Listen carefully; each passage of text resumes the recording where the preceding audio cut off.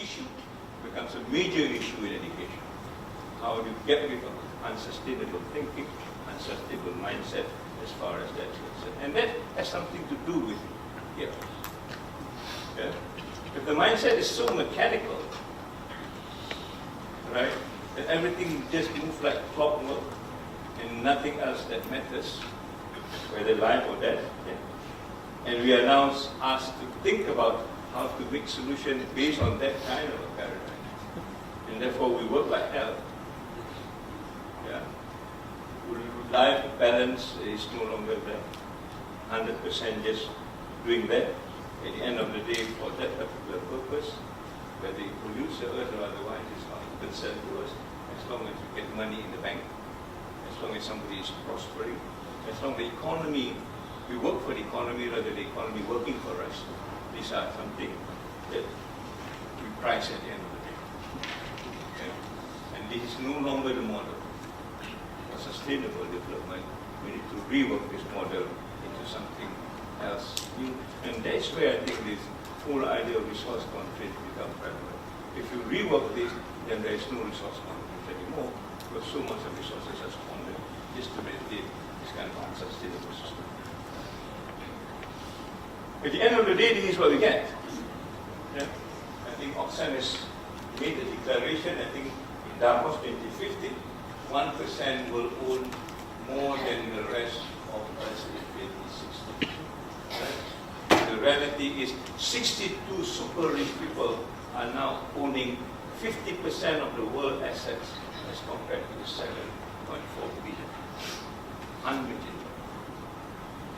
62%, maybe that portion of people own 50% of the world assets as compared to the whole population of 7.9 billion. That's what the system has created. And that number 62 will decrease until the year 2020 into a single digit. Yeah? So you can be very proud that you got a lot of millionaires around you.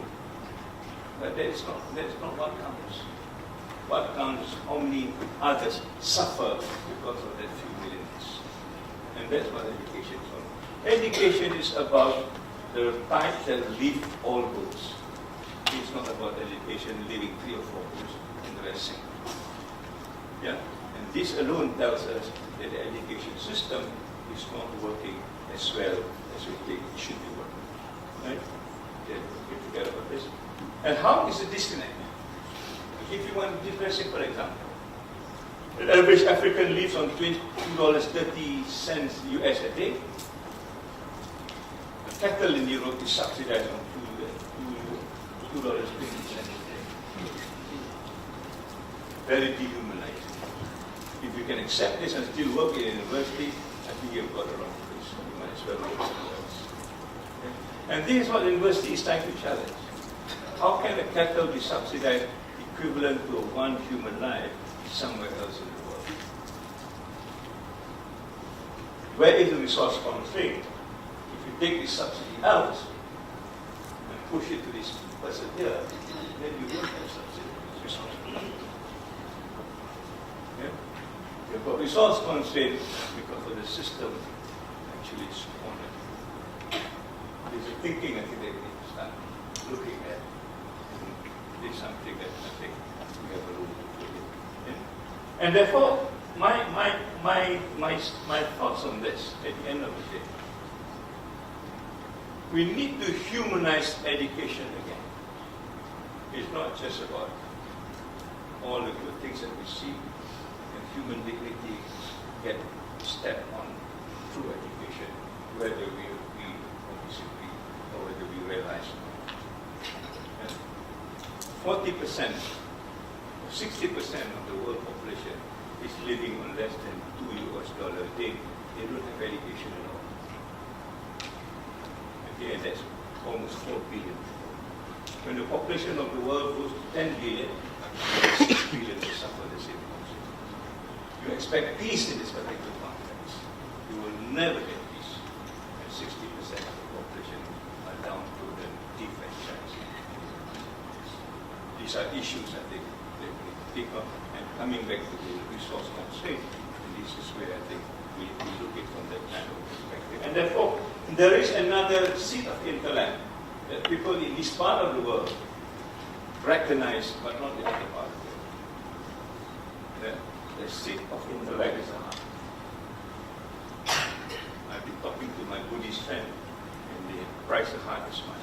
In Islam, the heart has a role. In Christianity, if you read the Bible, there's a lot of things about the heart. But where is the heart in our education system? With the heart of education is education of the heart. At what point of education? And that's why sometimes we are so aloof. Sometimes we are so insensitive. Sometimes we just live on numbers. We don't even realize the inner feelings of what let alone other people around us. And this, I think, is an issue. Again, we talk about. This is what part of my resource constraint, the human resource, the constraint that we go through. Now it's no longer human resource, human capital. It's even worse. Right?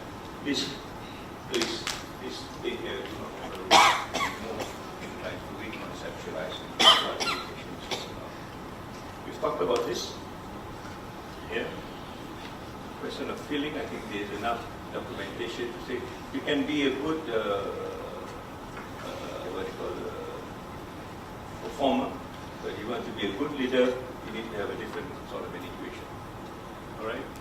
And this is something that I think universities are not trained at. We're all up to this. And this is something that we have to work on the way we should work on as far as the overlaps between the heart and the mind. How does this interact? And it's very pristine in this part of the world in terms of working on these two seats. Now there are works on this. How do you relate this? We just don't think with your head, we also think with your heart. And there's something called a gut feeling. How does the three connect in decision making, particularly in places where there's resource constraint, particularly when there's uncertainty? Sometimes the head is not enough. You need to work with the heart and also the gut. Right? So let me just run quickly on this. We have talked about autonomy. Okay? And therefore autonomy to me is important because it helps us to realign some of the things that I mentioned before. Very generally, the definition would be the one who chooses for himself what to think, what to do, where, when, and from. So think about this. When is the last time you have the opportunity to think and do what you want? But at least in Malaysia, kita ada 365 pekeliling satu hari. Ask you to do that, ask you to do this, and sometimes you deviate from the pekeliling, you will be taken up because you don't follow the pekeliling. And therefore, the university is another bureaucracy, another factory that receives instruction from the top, and we just follow the instructions. None of us, at least in Malaysia, dare to go against the pekeliling.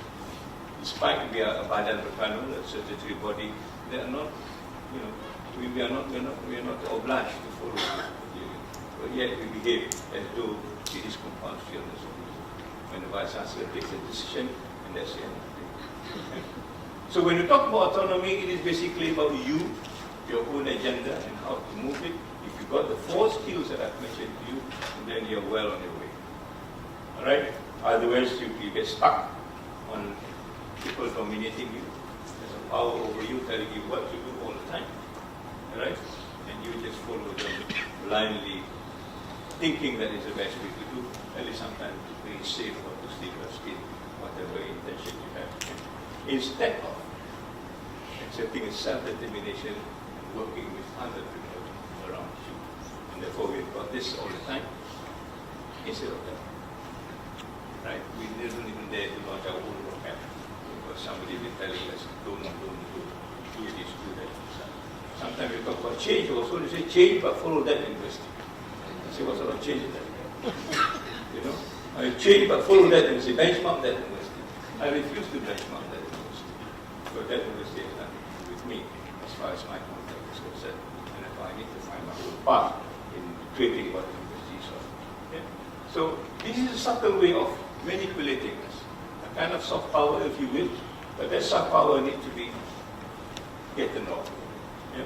And this is where the quality of leadership comes in.